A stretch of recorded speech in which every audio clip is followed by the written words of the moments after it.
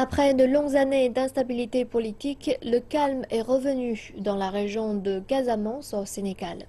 Les habitants de cette magnifique région côtière espèrent que le renforcement de la sécurité fera revenir les touristes.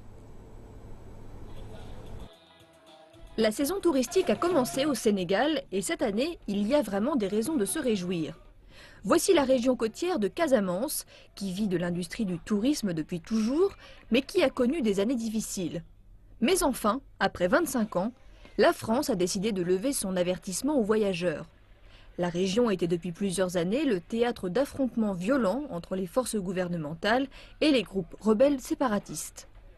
Un cessez-le-feu est en place depuis 2014 et les habitants de la région espèrent que les touristes vont revenir en masse.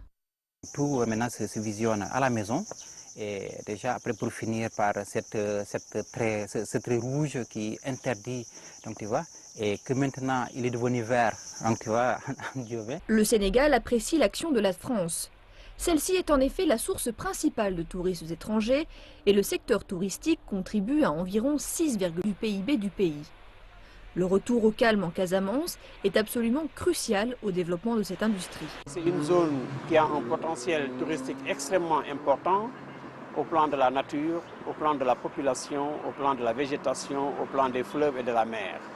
Et nous avons une frange côtière qui est pour laquelle des investissements hôteliers sont établis.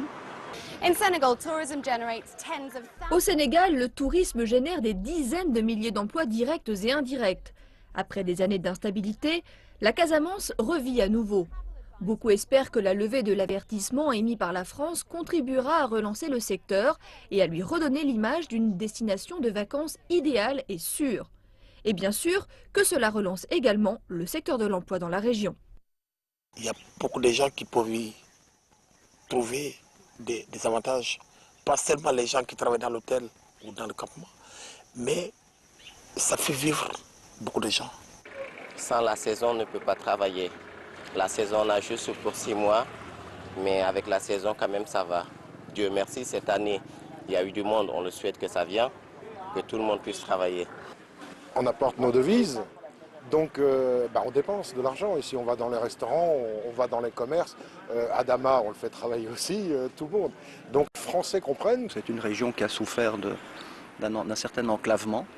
Donc en effet, comme vous le voyez, c'est magnifique, c'est un petit paradis ici. C'est très plaisant, très calme, très joli.